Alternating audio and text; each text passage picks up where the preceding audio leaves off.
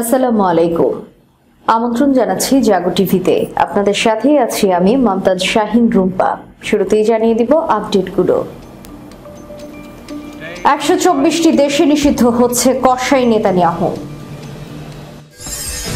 আমি ঈশ্বরের দূত, আমার জন্ম হয়নি, ঈশ্বর আমাকে পাঠিয়েছেন দাবি করে যা বলছে নরেন্দ্র মোদী। বেরিয়ে আসছে চাঞ্চল্যকর তথ্য, সেই হেলিকপ্টারের পাইলট মোসাদ এজেন্ট। কঠোর শাস্তি দিতে তাইওয়ান ঘিরে চীনের ব্যাপক সামরিক মহড়া শুরু। 10 মিনিটে আওয়ামী লীগ এমপি আজিমের লাশ টুকরো করে ভরা হয় 4 ট্রলি ব্যাগে। যুক্তরাজ্যের সংসদ ভেঙে দিয়ে আগামী নির্বাচনের ঘোষণা, নিশ্চিত হেরে যাবে সুনাকের দল। শুনছিলেন শিরোনাম, এবারে বিস্তারিত। 124টি দেশে নিষিদ্ধ হচ্ছে কসাই নেতানিয়াহু। আন্তর্জাতিক অপরাধ আদালত ইসরায়েলের প্রধানমন্ত্রী বেনিয়ামিন নেতানিয়াহু এবং প্রতিরক্ষা মন্ত্রী ইয়োভ গালান্টের বিরুদ্ধে গ্রেফতারি পরোয়ানা জারি করতে পারে। এটি জারি হয়ে গেলে ইসরায়েলের এই দুই নেতা যুক্তরাজ্য সহ 124টি দেশে নিষিদ্ধ হবেন। সোমবার আইসিসির পাবলিক প্রসিকিউটর করিম খান ঘোষণা করেন যে গাজা উপত্যকায় ফিলিস্তিনিদের বিরুদ্ধে মানবতার বিরুদ্ধে অপরাধ, যুদ্ধাপরাধের জন্য নেতানিয়াহু এবং গালান্টের বিরুদ্ধে গ্রেফতারি পরোয়ানা জারি করার জন্য আইসিসির বিচারকদের কাছে অনুরোধ জানাবেন। গ্রেফতারি পরোয়ানা জারি করা হলে নেতানিয়াহু এবং গালান্ত রোম চুক্তিতে সইকারী দেশগুলো সফর করতে পারবেন না, আর ওইসব দেশে গেলে গ্রেফতার হওয়ার ঝুঁকিতে থাকবেন। তবে গ্রেফতারি পরোয়ানা জারির আগে আইসিসির 3 প্যানেল বিচারপতির কাছ থেকে অনুমোদন লাগবে। ওই 3 বিচারপতি হচ্ছেন রোমানিয়া, বেনিন ও মেক্সিকোর। করিম খান 3 হামাস নেতার বিরুদ্ধেও গ্রেফতারি পরোয়ানা জারি করার অনুরোধ করেছেন। তারা হলেন গাজা ভিত্তিক ইয়াহিয়া সিনওয়ার, মোহাম্মদ দেইফ এবং দুবাই প্রবাসী ইসমাইল হানিয়া। জাতিসংঘের রাশিয়ার দূত ভ্যাসেলি নেবেনজিয়া বলেছেন, গাজা উপত্যকায় সকল মানবিক কর্মীর মৃত্যুর ঘটনা তদন্তে জাতিসংঘ মহাসচিব আন্তোনিও গুতেরেসের আহ্বানের প্রতি রাশিয়ার সমর্থন জানিয়েছে। সূত্র মিডল ইস্ট মনিটর এবং তাস। ভারতের প্রধানমন্ত্রী নরেন্দ্র মোদী দাবি করেছেন, আর 5 জন স্বাভাবিক মানুষের মতো জৈবিক প্রক্রিয়ায় তার জন্ম হয়নি, তাকে স্বয়ং ঈশ্বর পাঠিয়েছেন। শক্তির রহস্য কোথায়? মোদীর কাছে এক সাক্ষাৎকারে জানতে চেয়েছিল নিউজ 18। ঠিক তখনই নিজেকে নিয়ে নিজের ভাবনার কথা জানান মোদী। সর্বভারতীয় ওই সংবাদ মাধ্যমটিকে তিনি বলেন, মা যতদিন বেঁচে ছিলেন আমার মনে হতো হয়তো জৈবিকভাবেই আমার জন্ম হয়েছে, কিন্তু মায়ের মৃত্যুর পর নানা রকম অভিজ্ঞতা থেকে আমি নিশ্চিত ভগবান আমাকে পাঠিয়েছেন। আমার মধ্যে যে শক্তি রয়েছে তা সাধারণভাবে জন্ম নেওয়া কোনো মানুষের থাকতে পারে না। মোদী আরো বলেন, আমি ঈশ্বরের দূত, তিনি আমাকে চালান, শক্তি দেন, মানুষের ভালো করার সুযোগ করে দেন। আমি শুধু যন্ত্রের মতো কাজ করি। নিজের এমন বক্তব্য নিয়ে সমালোচনা হতে পারে এমন আশঙ্কার কথাও আগে ভাগে জানিয়ে দেন ভারতীয় প্রধানমন্ত্রী। তিনি বলেন, আমি জানি বিরোধীরা আমার কথা শুনে ছি ছি করে উঠবে, নিন্দুকেরা তুলোধুলো করবে, পারলে মাথার চুল ছিঁড়ে নেবে, কিন্তু আমার অনুভূতি এটাই যে আমি ঈশ্বরের দূত হিসেবেই এসেছি। বৃহস্পতিবার ভারতীয় সংবাদ মাধ্যম বিজনেস স্ট্যান্ডার্ডের এক প্রতিবেদনে বলা হয়েছে, গত 14 মে উত্তরপ্রদেশে নিজের নির্বাচনী আসন বারাণসীতে গিয়ে একটি ভিডিও সাক্ষাৎকারে ওই মন্তব্য করেন মোদী। সেই হেলিকপ্টারের পাইলট ছিল মোসাদ এজেন্ট। আজ এমনই তথ্য প্রকাশ পেয়েছে। হেলিকপ্টার দুর্ঘটনায় প্রাণ হারানো প্রেসিডেন্ট ইব্রাহিম রাইসির জানাজার নামাজ শেষ হয়ে গেছে। চলছে দাফনের প্রক্রিয়া। রাইসির আকস্মিক মৃত্যুর পর সব আনুষ্ঠানিকতাই চলছে ঘড়ি মেনে, চলছে মাতম।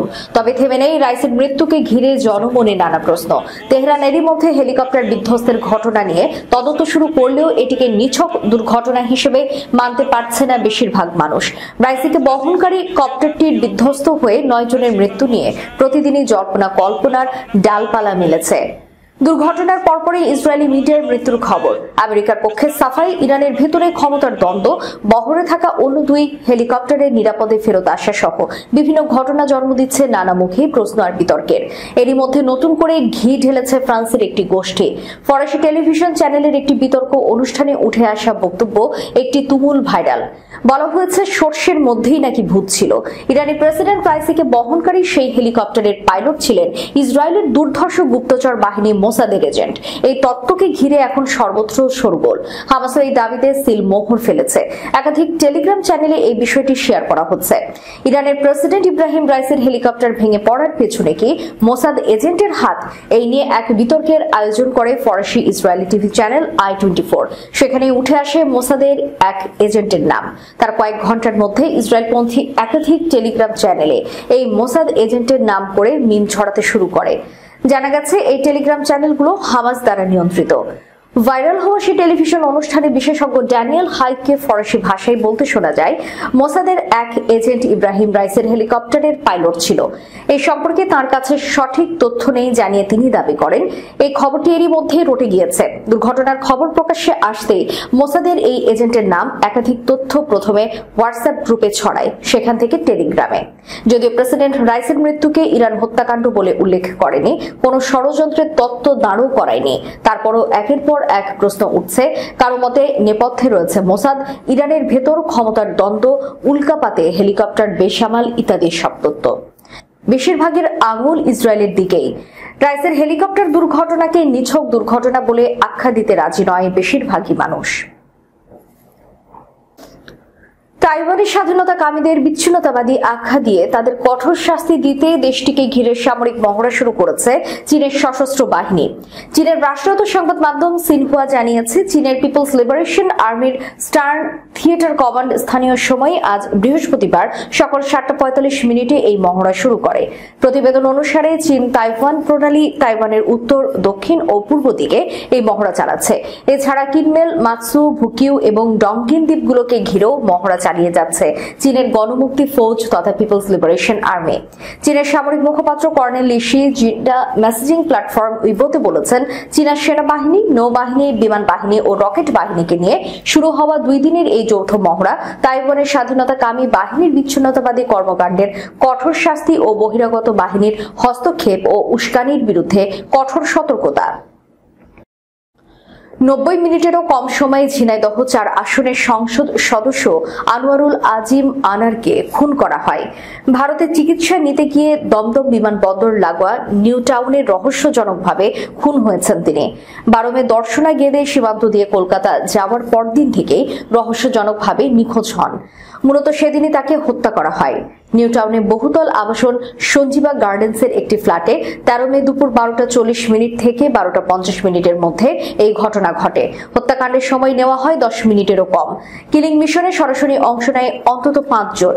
খুনের পর তার লাশ টুকরো করে 4টি ট্রলি ব্যাগে নেওয়া হয়। এরপর খুনিরা ব্যাগগুলো নিয়ে বিকেল 5:11 বাসা থেকে একে একে বের হয়ে যায়।